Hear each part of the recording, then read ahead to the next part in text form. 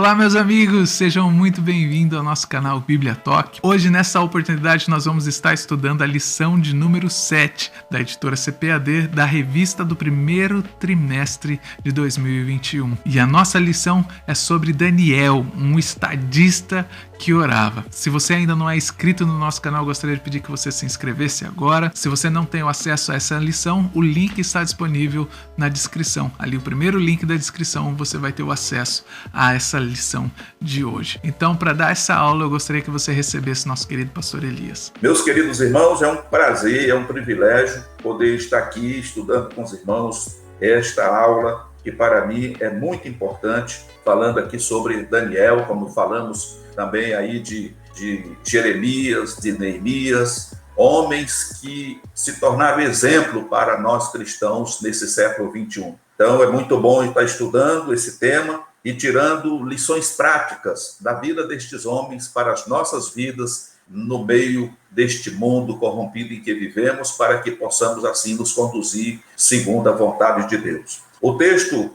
bíblico em classe está registrado em Daniel, capítulo 2, do versículo 17 a 23, que diz: Então Daniel foi para a sua casa e fez saber o caso a Ananias, Misael e Azarias, seus companheiros, para que pedisse misericórdia ao Deus dos céus sobre este segredo, a fim de que Daniel e seus companheiros não perecessem com o resto dos sábios de Babilônia. Então foi revelado o segredo a Daniel numa visão de noite, e Daniel louvou o Deus do céu. Falou Daniel e disse: Seja bendito o nome de Deus para todo sempre, porque dele é a sabedoria e a força. Ele muda os tempos e as horas, ele remove os reis e estabelece os reis. Ele dá sabedoria aos sábios e ciência aos inteligentes. Ele revela o profundo e o escondido, e conhece o que está em treva, e com ele mora a luz. Ó Deus de meus pais, eu te louvo e celebro, porque me deste sabedoria e força,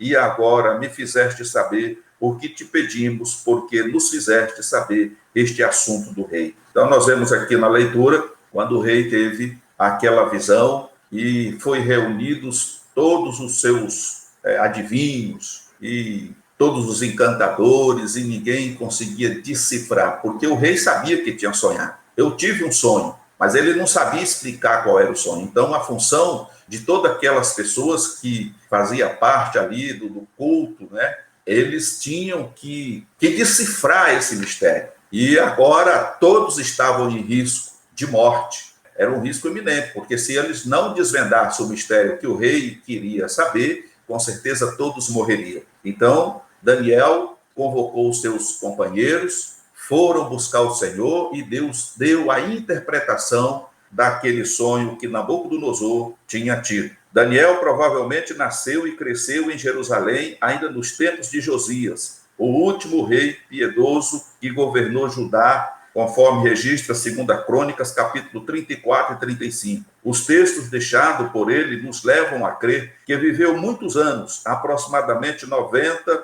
dos quais 70 foram no exílio, jamais voltando à sua terra natal. Sabemos que Daniel era de linha real e nobre, conforme registra o capítulo 1 e verso 3, recebendo assim, em sua terra natal, uma sólida educação. Então nós vemos aqui que existe também uma dúvida se Daniel ele pertencia a uma linhagem real ou se pertencia a uma linhagem nobre. O que importa é que ele, pertencendo a uma linhagem real ou nobre, ele teve o privilégio de ser levado cativo entre os jovens que mais se destacaram ali em Judá. Eles foram escolhidos para fazer parte do séquito do rei da Babilônia, serem instruídos e ajudar o rei ali no que fosse necessário. O primeiro ponto diz assim: a educação de Daniel e de seus amigos na corte babilônica. E o Senhor entregou. Daniel capítulo 1, verso 2. Como assim entregou? Na lição passada,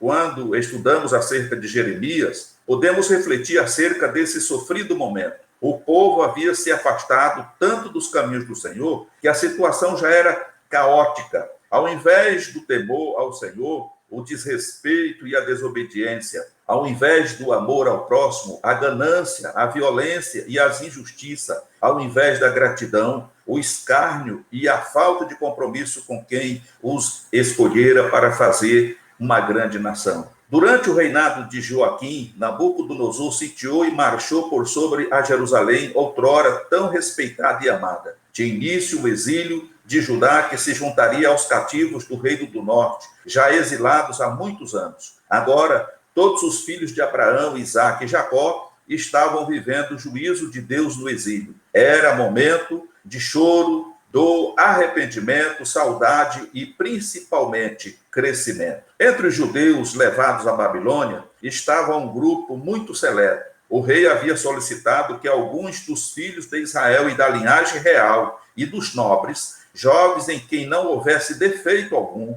formosos de aparência e instruídos em toda sabedoria e sábios em ciência e entendidos no conhecimento, e que tivesse habilidades para viver no palácio do rei, a fim de que fossem ensinados nas letras e na língua dos caldeus, conforme registra Daniel, capítulo 1, versículo de 3 a 4. E entre eles estava Daniel e seus amigos. Então, o momento chegou para a escravidão do povo de Judá. Todos foram levados, quer dizer, os que não foram levados foram assassinados durante as lutas, e os que não tinham condições de seguir viagem porque estavam machucados, doentes, enfim, foram deixados para trás. Por isso que nós vimos na lição anterior de Neemias, que quando Anania, que era o irmão de Neemias, chegou de Judá e contou a Neemias o que estava acontecendo lá, como estava vivendo os que tinham sido deixados para trás. Aí Neemias se senta e chora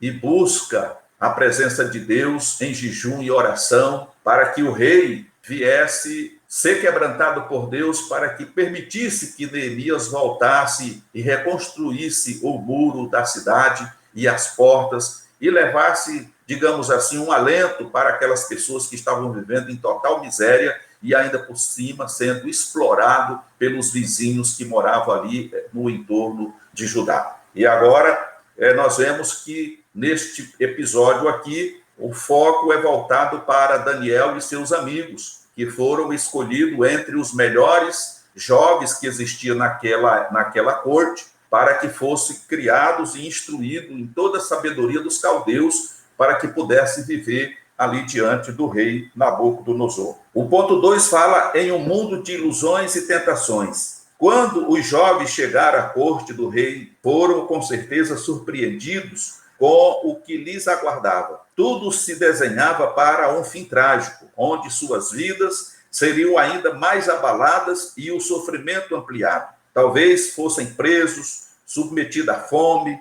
ou a uma rotina de trabalhos forçados. Mas não. Quando chegaram, receberam o conforto do palácio, a abundância da comida real e as mordomias de uma vida onde o trabalho braçal não os ameaçava, conforme Daniel, capítulo 1, verso 5. Era tudo o que jovens entre 15 e 20 anos poderiam querer. Aos olhos dos menos prudentes haviam tirado a sorte grande. Assim é o mundo para os jovens de hoje em dia. Os confortos são apresentados e os prazeres nos rondam. Muitas vezes os caminhos mais curtos e menos cansativos têm detalhes que muitos não se atentam. Os prazeres do deixa para lá, do vamos ver o momento, ou vamos viver o momento, do Deus que é o coração, vão promovendo um esfriamento do temor e amor ao Pai eterno. Gerações inteiras vão trocando a presença de Deus pelas aparentes bênçãos de um mundo decaído.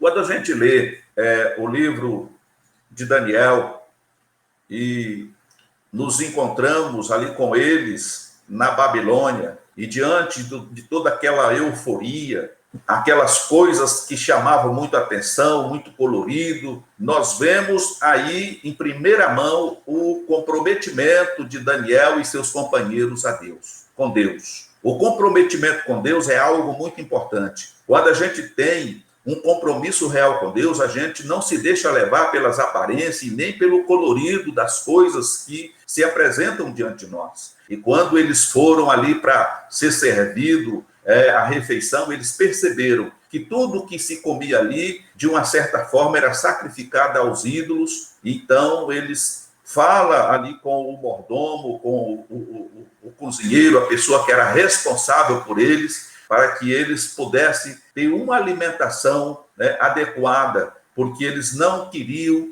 se misturar com aquela situação, não queriam abandonar Deus, não iam de maneira nenhuma se colocar numa situação perigosa diante de Deus. Graças a Deus que aquele chefe, aquela pessoa que era responsável por eles, resolveu fazer um teste. E o resultado é que, no passar dos dias, ele percebeu que não só Daniel, mas como seus companheiros estavam muito mais robustos, muito mais bonitos do que os que estavam comendo a comida e as iguarias que eram oferecidas pelo rei. Então, manteve-se a dieta que eles precisavam e assim eles conseguiram permanecer firmes na presença do Senhor. Então, irmãos, não importa o ambiente que você esteja, quem faz o momento é você. É você que tem condição de mudar o ambiente onde você está. Não é porque você é um cristão e vai estar numa reunião ou num local onde só tem ímpio e você ali tem que se mesclar com eles. De maneira nenhuma. Você pode estar ali no meio deles, mas fazendo aquilo que realmente é agradável aos olhos do Senhor. Por exemplo, é lógico que você não vai sair da sua casa ou deixar de ir para o culto para ir para uma balada, porque aí você estaria afrontando Deus. Você sabe que esse é um lugar que um cristão não pode estar, para ir num local aonde Deus não está. Mas vamos supor que você vai numa festa de casamento de alguém que não é cristão, que você vai numa festa de aniversário que é alguém que não é cristão. E lá automaticamente vai ter música, vai ter bebida, vai ter um monte de coisa. Você vai chegar lá e vai entrar na bebida, vai pular e dançar como eles estão fazendo? Não, você vai se manter ali, você vai mais, né, pela camaradagem que você tem com a pessoa que te convidou, né, por uma amizade que você tem, mas você vai se manter íntegro, você não vai tomar bebida, se tiver um refrigerante para você beber, você vai tomar um refresco, alguma coisa, mas você não vai beber cerveja, não vai beber pinga, porque você sabe que nós não podemos ser dados a vinho. A palavra de Deus nos orienta que nós não podemos ser dados ao vinho, que nós não podemos beber bebida forte, porque isso não faz parte da nossa tradição cristã. Então, eu citei isso, mas existe outros motivos pelo qual você possa se encontrar num ambiente onde não é propício para um cristão e você vai se conduzir como luz ali. O Senhor diz que nós somos luz e não se pode esconder a luz debaixo de um alqueire ou debaixo de um cesto, mas a luz precisa ser colocada no velador. Agora, se você tem capacidade de recusar amigavelmente um convite que você sabe que não é um local, um ambiente para um verdadeiro cristão, então você recusa, você dá suas excusas e não vai. Mas se você tem que ir, precisa ir, você vai sabendo que as coisas lá não vão ser nada cristã, mas que você, como cristão, vai se manter fiel ao Senhor, e assim que você tiver a oportunidade, você vai sair fora. Eu já fiz isso algumas vezes. Fui participar de reuniões, não era um ambiente 100% propício para mim estar ali, para um cristão.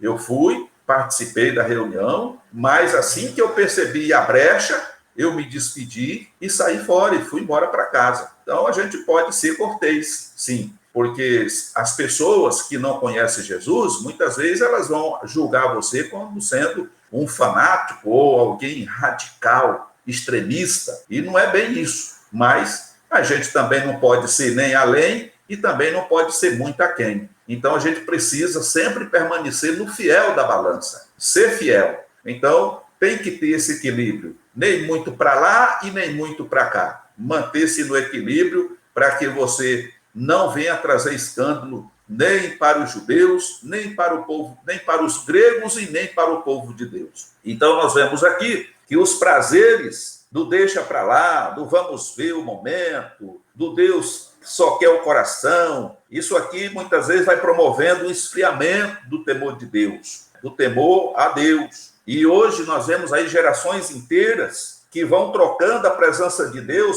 pelas aparentes bênçãos de um mundo decaído. Ao invés do cristão conquistar aquele que não é cristão para o Senhor Jesus, se dá o contrário. E muitas vezes, irmão, isso é uma cilada, é um laço do inimigo. Às vezes o convite ele já vem carimbado. É para que você vá e num momento de fraqueza, de vacilo, como a gente costuma dizer, você seja engodado e caia numa teia de aranha e se complique todo. Então, a vigilância, ela é muito importante. E é o que nós vemos aqui na vida de Daniel. Em nenhum momento ele perdeu, perdeu o juízo, perdeu a sensibilidade espiritual que ele tinha. Para começo de conversa, ele orava 3 vezes por dia. E isso começou muito novo. Uma pessoa que era dedicada ao Senhor, que tinha compromisso com Deus. Então, 3 vezes ao dia, ele estava na presença de Deus, conversando com Deus, agradecendo a Deus pelas bênçãos, pelas vitórias, pelas lutas, pelas provações, enfim. Nós precisamos conversar. Muitas vezes nós desabafamos com amigos, que muitas vezes nem amigo nosso é, né? E às vezes abrimos o coração para determinadas pessoas e quando pensa que não, nós estamos todo enrolado, todo emaranhado, porque virou um fuxico, uma contenda, uma coisa terrível. Mas amigo como o nosso Deus não existe igual. E é nele, e é com ele que nós precisamos abrir o nosso coração todos os dias. 3 vezes por dia, 4 vezes por dia, quantas vezes for necessário que nós possamos estar diante de nosso Deus, conversando com ele, porque essa interação com Deus nos familiariza mais e mais, nos leva a uma intimidade maior. Às vezes nós temos intimidade com pessoas estranhas e não temos intimidade com Deus. É preferível que tenhamos uma intimidade intrínseca com nosso Deus do que ter intimidade com determinadas pessoas. Porque nós não conhecemos o coração daquela pessoa. E muitas das vezes aquela pessoa está trabalhando para nos derrubar, para nos derrotar. Quantos casos nós já ouvimos comentar? Eu acredito que você já ouviu de muitas situações dessa aí. Pessoas que abriram o seu coração para determinadas pessoas e foram traídas por elas. Eu já tive a infelicidade de passar por isso. E é muito desagradável, é muito ruim. Você confiar numa pessoa, ter essa pessoa como um amigo, um irmão, e você abrir o teu coração, contar planos, projetos, e mais tarde você vê a pessoa executando aquilo que você falou, depois de ter te dado uma rasteira. Então, o nosso amigo, o nosso Deus, o nosso Pai Celestial, ele é um amigo infalível, ele não nos trai, pelo contrário, ele nos orienta, ele nos dá capacidade para executar aquilo que temos em mente, se isso realmente está no centro da sua vontade, e assim nós podemos fazer a obra de Deus com alegria, sabendo que a mão de Deus e a sua presença está conosco. Amém? Terceiro ponto fala, uma identidade firmada na rocha. Entre as medidas tomadas para a formação e mudança de mentalidade dos jovens, trazido para servir na corte babilônica, estava a mudança de seus próprios nomes. Daniel recebeu um novo nome babilônico, assim como seus demais colegas. Nos tempos bíblicos, o significado de um nome dizia muito acerca da identidade de seu possuidor. Veja alguns exemplos. Moisés queria dizer salvo das águas. Isaac significa riso. José, Deus acrescentará. Samuel, Deus ouve. Ana, graça. Ruth, companheira. Muitas vezes o nome era alterado ao longo da vida com base em novos momentos da vida de uma pessoa, como Josué. Deus é a salvação, por exemplo. Inicialmente, Oséias, salvação. E Abraão, pai das multidões.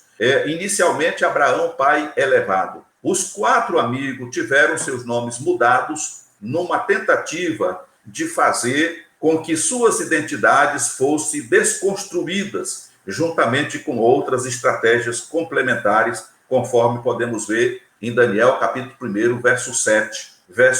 Capítulo 1, verso 7. Chamavam-se Daniel, Deus é meu juiz. Ananias, o Senhor é gracioso. Misael, quem é igual a Deus? E Azarias, o Senhor ajuda. Respectivamente, passaram a se chamar Betelsazar, o nome do principal deus babilônico, Sadraque, servo de Acu, deus lua, Mesaque, a sombra do príncipe, e Abednego, servo de Nego, deus da sabedoria. Então, nós vemos aqui, segundo o comentário, que existiu ali um propósito do rei de mudar não só o nome, mas também todas as características daqueles jovens. Eles queriam que aquele jovem se tornasse um babilônico, vamos dizer assim. Uma pessoa que agisse, falasse e executasse todas as coisas como se fosse um babilônico, um caldeu, melhor dizendo.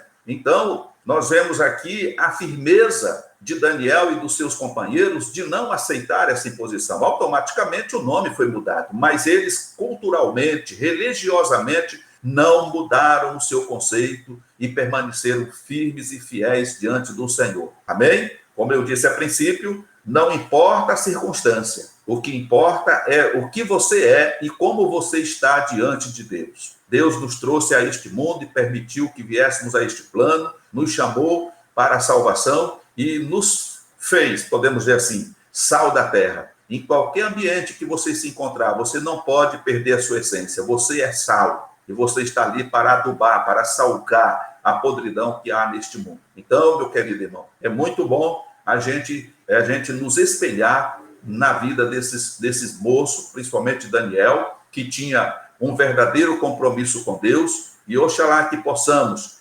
despertar para um compromisso sério com o Senhor, porque nós temos muito a ganhar e menos a perder. O segundo tópico fala da oração em tempos difíceis, caos, tormentas. Daniel e seus amigos certamente não deixaram de orar, mesmo enfrentando um momento complicado. Infelizmente, muitos crentes só oram quando tudo vai muito bem. Aí, nesse caso aqui, eu quero abrir um parênteses para colocar aqui a minha impressão sobre aquilo que o comentarista escreveu. Eu diria assim, infelizmente, muitos crentes só oram quando tudo está ruim, quando tudo vai mal, porque é muito difícil você orar quando as coisas estão boas. Tem os que oram, sim, e nós precisamos orar em todo o tempo, né? E sermos gratos ao Senhor. Mas o período que eu acredito, como servo de Deus e obreiro, nesses 63 anos de vida que tenho, eu acredito que o momento que você busca mais o Senhor é quando tudo está complicado. Aí você busca uma saída. E eu me coloco também nesse contexto, porque eu já passei por isso. A gente ora, assim, agradece a Deus por tudo que está acontecendo, pelo que Deus está fazendo, mas na hora que o sapato aperta, na hora que a coisa complica, aí é o momento em que você realmente se debruça na presença de Deus e busca de Deus uma alternativa, uma saída, uma orientação do Espírito Santo, você jejua, você ora, você consagra, buscando a ajuda de Deus. Então, nesse particular aqui, em que o comentarista diz que, infelizmente, muitos crentes só oram quando tudo vai muito bem, eu, particularmente, eu discordo, porque a maioria das pessoas não faz isso. Pelo contrário, está tudo ruim, ele ora, busca, ele faz campanha, ele faz tudo o que tiver ao alcance dele para as coisas melhorar. Na hora que as coisas melhoram e ele sentiu o prazer daquilo que melhorou, ele simplesmente esquece de Deus, vira as costas e vai para o mundão. Muitos fazem isso e eu sou testemunha ocular disso. Né? Eu dirigi igrejas e vi muitas pessoas chegarem na igreja numa situação de miséria muito grande e nós nos ajudamos em campanha, em oração e ajudamos materialmente o que foi preciso e assim que as coisas se firmou e tudo se estabeleceu, o camarada simplesmente desapareceu também. Isso é fato. Eu não sei, ao escrever essa frase aqui, ele se equivocou, mas de qualquer forma eu deixo aqui a minha impressão e acredito que os irmãos também, com certeza, têm o mesmo pensamento do que nós comentamos aqui agora. Contudo, é diante das tribulações que a nossa prática de oração é aperfeiçoada. Então, aqui nós vemos aqui o complemento, ele deve ter escrito errado ali, deve ter acontecido alguma coisa, porque ele conclui dizendo: contudo, é diante das tribulações que a nossa prática de oração é aperfeiçoada. Então, isso de fato é verdadeiro. É diante das grandes tribulações, das aflições que enfrentamos no dia a dia,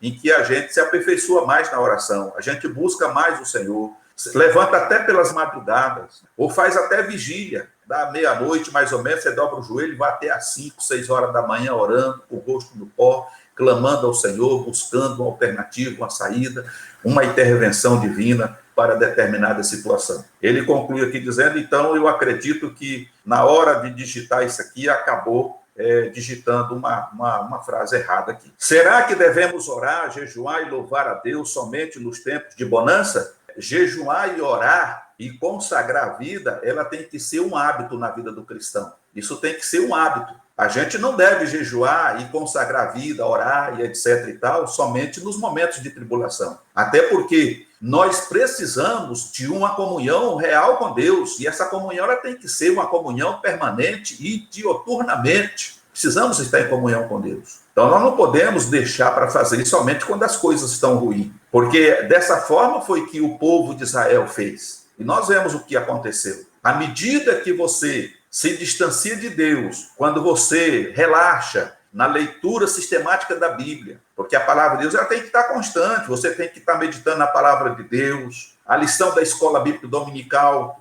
nós temos ali, se você prestou atenção na lição, você tem ali segunda, terça, quarta, quinta, sexta e sábado. Então, você pode fazer um culto doméstico todo dia baseado num daqueles temas que estão ali nos dias da semana. Então, já que você não faz uma leitura específica, você não está fazendo a leitura anual, por exemplo, ler a Bíblia num ano, você pode simplesmente utilizar a sua lição da escola naquela semana da lição que vai acontecer e ler os tópicos que estão ali, tá certo? E meditar sobre aquilo que está ali. Então, você está meditando a palavra de Deus, você tem que estar orando, você precisa tirar pelo menos um dia na semana ou meio período de um dia na semana para jejuar. A consagração a Deus, por exemplo, eu quero fazer uma consagração a Deus, então de manhã cedo eu levanto, lavo o meu rosto, como a Bíblia ensina, lavo o meu rosto, escovo os dentes, eu tomo um banho, me troco, vou para o trabalho, não tomo café. Naquele dia eu estou em consagração ao Senhor e fico ali até um meio-dia, 1h da tarde, em consagração,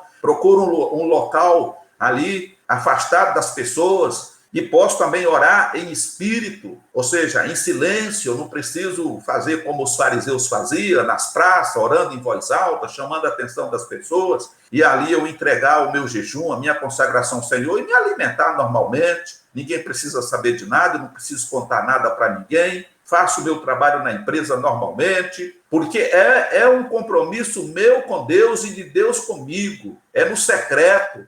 Eu tiro um dia na semana, na quinzena, para jejuar o dia todo. Então, às 6h da manhã, eu janto, como alguma coisinha leve até umas 18h da tarde, e depois eu não como mais nada. É como se eu fosse fazer um exame de sangue, um exame laboratorial, né? Agora enrolou um pouco a língua aqui. Então, no dia seguinte, eu estou com o estômago vazio e eu faço aquele jejum até às 6 da tarde, até às 5 da tarde, até a hora que eu aguentar. Mas antes de comer alguma coisa, eu entro no meu quarto ou procuro um lugar afastado das pessoas, dos olhos da pessoa, dos ouvidos das pessoas, e faço a minha oração a Deus, entregando a Ele o meu sacrifício, e venho me alimentar normal. Então, essa interação com Deus, ela precisa existir dioturnamente, tá? Precisamos ter essa comunhão com Deus, porque se nós não tivermos essa interação com o Senhor, automaticamente o esfriamento espiritual vai tomar conta de nós, e nós vamos nos afastando,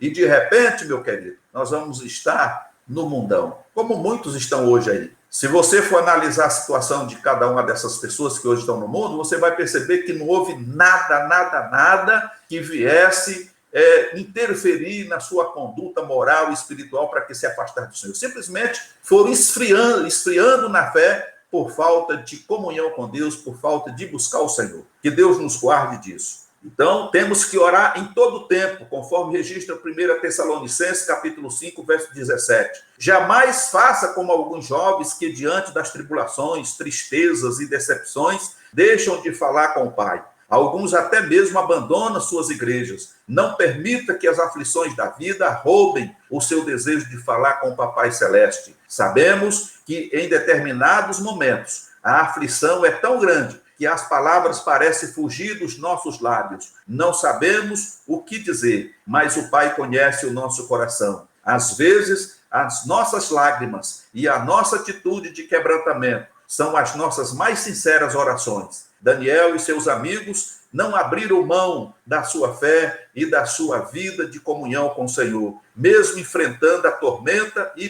pagando um alto preço por tal atitude. Daniel foi vítima de uma conspiração que impunha uma restrição às orações a Deus. Ele deveria emudecer e não conversar com o pai. O preço pela desobediência seria alto, ser atirado na cova dos leões. A fé inabalável que ele tinha em Deus, resultado de uma vida de comunhão com o pai e oração, o impeliu a dizer não. Daniel foi parar na cova dos leões. Então, nesse caso aqui, nós conhecemos muito bem a história de Daniel. Nós vemos aqueles satrapas, aqueles presidentes que eram oposição contra Daniel, não aceitavam até por ele ser um estrangeiro. E então existia aquela inveja, aquele ciúme, e ele tinha caído na graça do rei. Então eles procuraram alguma coisa que pudesse incriminar Daniel para que Daniel viesse sofrer a pena e talvez até morrer. E procuraram. Mas Daniel era um homem íntegro. Daniel era um homem que sabia se conduzir com fidelidade diante de Deus, com prudência diante do rei e diante das pessoas. Então, depois de vasculhar a vida de Daniel e não encontrarem nada que pudesse incriminar e que pudesse levar ele à corte marcial, vamos dizer assim, então eles falaram, só tem um jeito, vamos procurar alguma coisa na sua crença, no seu Deus. Aí alguém disse, ele ora 3 vezes por dia. Aí imediatamente criaram lá um decreto e foram lá e convenceram o rei de que durante um período de 30 dias não se pedisse nada a ninguém a não ser o rei, a Deus nenhum, a nenhum tipo de Deus, mas tinha que ser, qualquer petição tinha que ser feita ao rei. E o rei assinou, né? Envaidecido, ego massageado, assinou, não sabendo ele que se tratava de uma cilada contra Daniel. E no final descobriram, porque Daniel não parou, nós vemos aqui o texto que ele disse não, ele não se submeteu àquela artimanha de Satanás, porque era um laço maligno, e o resultado é que ele foi jogado na cova dos leões. Mas, quando ele chegou no fundo daquela cova, o anjo do Senhor já estava ali, e os leões não fizeram nada com ele. Quando toda a farsa foi descoberta, diz o texto bíblico lá de Daniel que o rei responsabilizou aquelas pessoas que tinham maquinado o mal contra Daniel. E diz o texto que eles foram jogados lá dentro, e eles nem chegaram no fundo. Os leões já tinham estraçalhado eles tudo e quebrado os seus ossos. Então nós vemos aqui o poder da oração. Nós vemos aqui a diferença entre aquele que serve a Deus e aquele que não serve. É uma diferença entre aquele que tem comunhão com Deus e aquele que não tem. Aquele que é cristão de fato e aquele que diz que é, mas não é. Então, meu querido jovem, é preciso que nós tenhamos um compromisso verdadeiro com Deus. O Senhor estará conosco em todos os momentos da nossa vida, para nos abençoar, para nos guardar, para nos livrar de todo o laço do inimigo e apagar toda a seta inflamada do maligno que venha contra nós. Porque quando a gente ora, quando a gente lê a Bíblia, quando a gente jejua e consagra a nossa vida ao Senhor, nós estamos seguindo a orientação de Paulo, que diz, nós estamos com os nossos pés calçados na preparação do Evangelho, nós estamos fazendo uso da couraça da justiça, nós estamos fazendo uso do capacete da salvação, nós estamos fazendo uso do escudo da fé e estamos fazendo uso da espada do Espírito, ou seja, estamos paramentados e assim protegidos por Deus sobre qualquer hipótese de ataque do inimigo que venha tentar nos roubar a nossa fé ou nos tirar da presença de Deus. O segundo ponto fala de vidas que oram em todo o tempo. Qual seria a postura se você estivesse no lugar de Daniel? É uma pergunta. Qual seria a sua postura se você estivesse no lugar de Daniel? Será que você teria escapado da boca dos leões? Da fúria dos leões? Ou teria sido devorado por eles? É uma pergunta que só você vai poder responder. É fácil erguermos nossas mãos na igreja e glorificarmos a Deus com nossas palavras e cânticos quando temos saúde, prosperidade, quando tudo vai bem com nossa família, tudo vai bem no namoro ou no noivado, mas será que clamamos a Deus com a mesma intensidade dos sons e das notas musicais que saem de nossas bocas quando enfrentamos dores e tribulações? É um ponto de interrogação. Quando tudo vai bem, muita gente louva a Deus, porque não está faltando nada. E isso é fato. O namoro está bem, o noivado vai bem, o casamento já está marcado. Então, a gente não vê a hora de chegar aquele dia. Então, a gente trabalha, se esforça para que chegue logo, para que tudo seja concluído conforme o planejado. O nosso profundo desejo é que a sua resposta seja sim. Salmo 115, verso 1. Daniel não deixou de orar quando foi submetido a momentos difíceis e a um alto custo. Mesmo que você esteja enfrentando alguma situação difícil, nunca pare de orar e de acreditar no Deus que tudo pode. Então, esse é o conselho da Bíblia, da palavra de Deus para as nossas vidas. Se tudo vai bem, glória a Deus. Tudo vai muito bem, glória a Jesus. Mas se tudo vai mal, louvado seja o nome do Senhor. Se tudo está ruim, Deus é maravilhoso. Se tudo está faltando, Deus é o provedor. Isso, irmão, tem que ser dioturnamente em nossa vida. Eu, particularmente, tenho aprendido muito nesses últimos anos, né? Deus tem me conduzido por caminhos que eu, dormindo, nunca pensei em sonhar. E Deus tem sido maravilhoso. Quando a gente faz uma entrega real a Deus das nossas vidas e coloca tudo que temos que não é nada, e na verdade nós não temos nada. Porque, veja bem, a vida que você tem aqui não pertence a você. O corpo que você está usando é pó, vai voltar para o pó um dia, se Jesus não voltar antes, né? Para você ser transformado.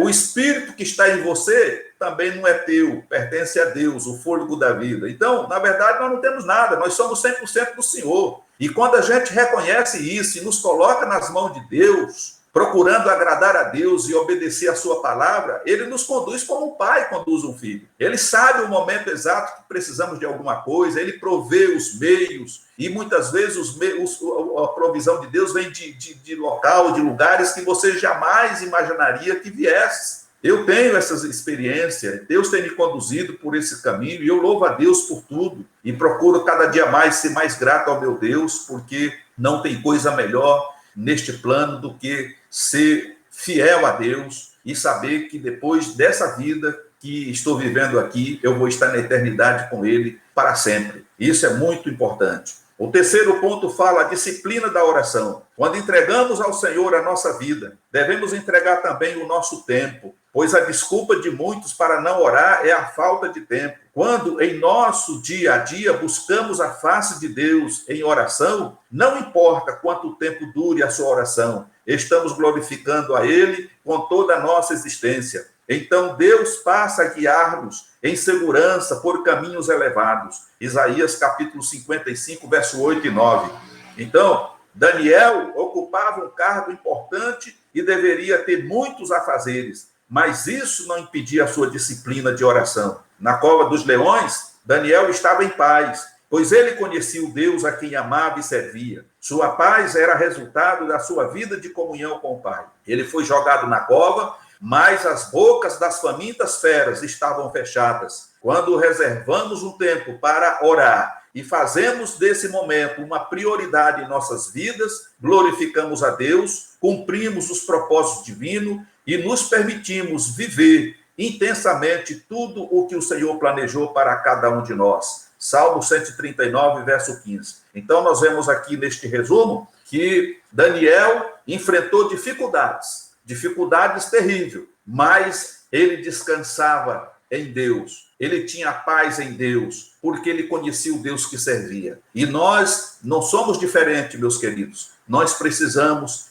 ter esse período de comunhão com o Senhor, fazer disso um hábito em nossas vidas. Muitas vezes, a pessoa pensa que só pode orar como no modelo bíblico lá. Você entra no teu quarto, fecha a tua porta. Então, se você sai muito cedo para o trabalho, você não tem como fazer isso. De noite, às vezes você sai do trabalho e já vai para a faculdade. Então, você não tem isso. Você chega em casa meia-noite, 1h da manhã, você tem que dormir rapidamente, porque 5h30, 6h, você já tem que estar de pé para ir para o trabalho. E a gente entende como é a vida de um jovem, né, que busca um futuro melhor para a sua vida. Mas como é que eu faço isso, pastor? Você ora em qualquer lugar que você está. Não precisa nem ser de olho fechado, porque muitas pessoas pensam que para orar tem que estar de olhos fechados. É claro que quando você fecha os olhos, você tem uma maior concentração, porque você não se deixa levar por aquilo que você está vendo, está passando na tua frente. Mas você aprende esse hábito também, de orar com os olhos abertos. Às vezes, dirigindo o carro, eu estou orando ao Senhor. Senhor, me guarda. Senhor Jesus, põe o teu anjo aqui ao meu lado. Nos livra, Senhor, de toda seta, de todo mal. Cobre-nos, Senhor, com teu sangue. Nos livra dos acidentes, meu Pai.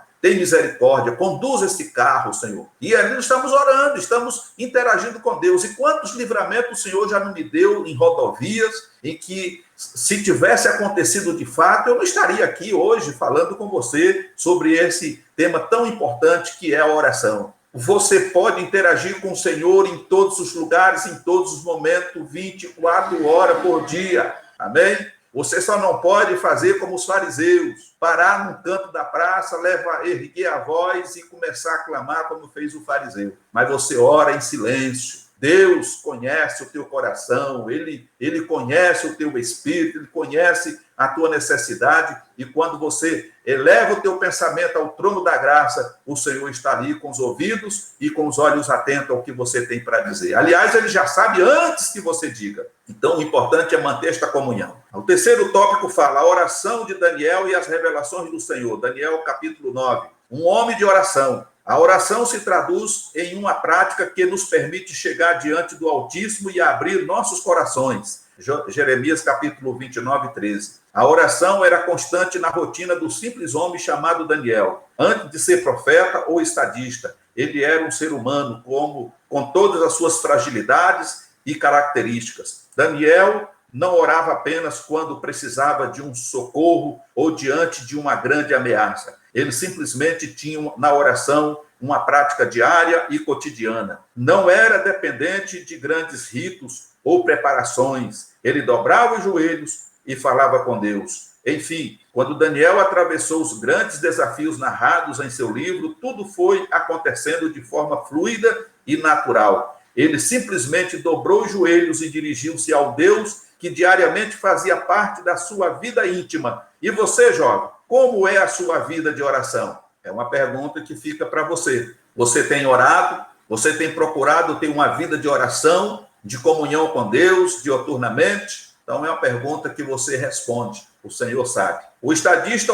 que orava, Daniel, logo foi elevado a cargos de alto escalão nos palácios da Babilônia. E em pouco tempo, tornou-se um dos homens de confiança dos reis. O jovem judeu foi nomeado conselheiro-chefe da corte real de Nabucodonosor. Também foi nomeado terceiro no comando do império de Belsazar e um dos príncipes do comando do império de Dário, abaixo apenas do imperador. Cada um desses momentos na vida de Daniel fora marcado por tempos tranquilos e também por tenebrosas tempestades, mas sempre o estadista que orava depositava suas ansiedades aos pés do soberano Deus. Em tudo ele prosperava, pois Deus estava presente em sua vida. O que aprendemos com tudo isso? Que devemos dedicar todas as áreas de nossas vidas ao Senhor e apresentar-lhe tudo em oração, conforme registra Filipenses capítulo 4, verso 6. Lá em seu trabalho ou no preparo para uma avaliação difícil da faculdade, descanse suas ansiedades diante de Deus em oração. Ele lhe conduzirá e guardará os seus passos. Então, nós vemos aqui que Daniel alcançou os maiores postos, vamos dizer assim, dentro do reinado da Babilônia. Pelo menos 3 reis passaram ali: Nabucodonosor, Belsazar e Dário. E sempre ali ele alcançou o privilégio de cair na graça daqueles mandatários e se tornou conselheiro, se tornou príncipe, e ali ele foi muito invejado pelos que estavam ali, porque ele se destacava, não só pela sabedoria, pelo conhecimento que possuía, mas ele se destacava na aparência, e isso começa lá quando ele resolve pedir ao copeiro que mudasse a sua comida. Então, foi destacado diante dos demais que ele se destacava na aparência, na formosura, em tudo. E isso cativou a inveja, os inimigos se levantaram. E até hoje, nós percebemos que isso também acontece quando você se destaca na igreja, num departamento da igreja, jovem. Com certeza, muitos outros jovens vão começar a trabalhar contra você, movidos pela inveja, pela falta de capacidade, porque não tem coragem, muitas vezes, de se entregar 100% ao Senhor. Mas saiba que mesmo em meio às lutas, meio às aflições que você está enfrentando, o importante é que você tem Deus na tua vida. Deus te dará o escape, te dará a vitória necessária no momento certo. Você não vai perecer e nem o nome do Senhor vai ser jogado por terra, porque Deus é poderoso para fazer muito mais do que pedimos ou pensamos. Se mantenha firme na presença de Deus. Se foque naquilo que Deus colocou nas tuas mãos para fazer. E faça Faça isso com toda a sua força, com toda a sua dedicação, e o nome do Senhor vai ser glorificado. As orações que Deus ouve. Deus ouvia as orações de Daniel, mas qual o motivo que permitia que o profeta e estadista tivesse uma sessão tão direto e destacado ao soberano Deus? Com base no que aprendemos em Daniel, vejamos 3 das muitas características das orações que são ouvidas por Deus. As orações que são feitas pelos humildes e longânimes. Quando oramos com humildade e longanimidade, sem almejar benefícios próprios e autopromoção, Deus se agrada e percebe que a nossa disposição está no bem do próximo e na bênção sobre os que necessitam do cuidado divino.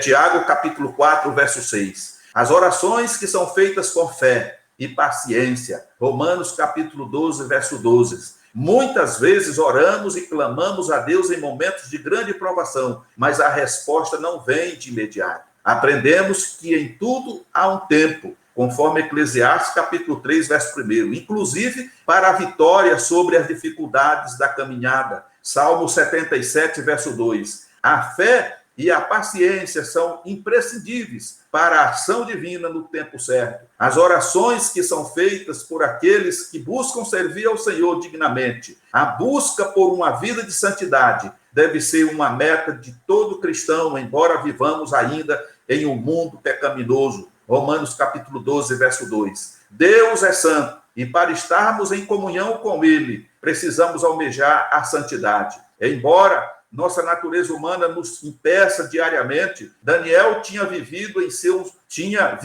em seu coração, ao longo de toda a sua vida, o desejo de jamais se contaminar com o manjar do rei, com as iguarias do rei.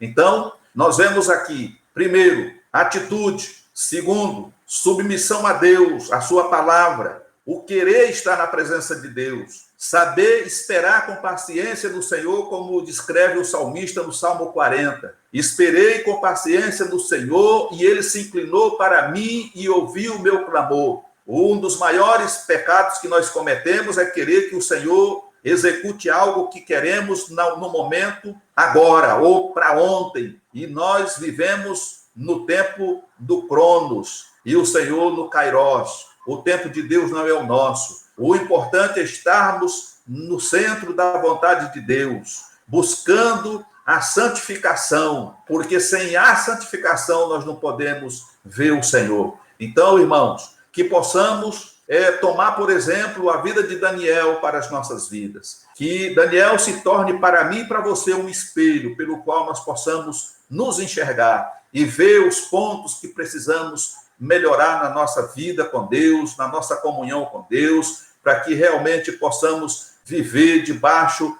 da plena plenitude do Espírito Santo. Valiosas são as lições aprendidas com aqueles que temem ao Senhor e se permitem viver constantemente guiados pelo Espírito Santo. Jovens, coloque sua vida por completo nas mãos de Deus e glorifique-o constantemente com todas as suas palavras, ações, decisões, posturas e tudo que for proveniente de sua caminhada. E Deus vai te honrar. Gente, muito obrigado por participarem dessa aula junto com a gente hoje. Eu tenho certeza que esse conteúdo que nós aprendemos hoje é de extrema importância para as nossas igrejas nos dias de hoje. Se você quiser continuar aprendendo mais sobre a palavra de Deus e sobre tudo aquilo que Ele nos deixou na sua palavra, então eu gostaria que você clicasse na playlist que está aparecendo aqui do lado. Deus te abençoe e eu te vejo no nosso próximo vídeo.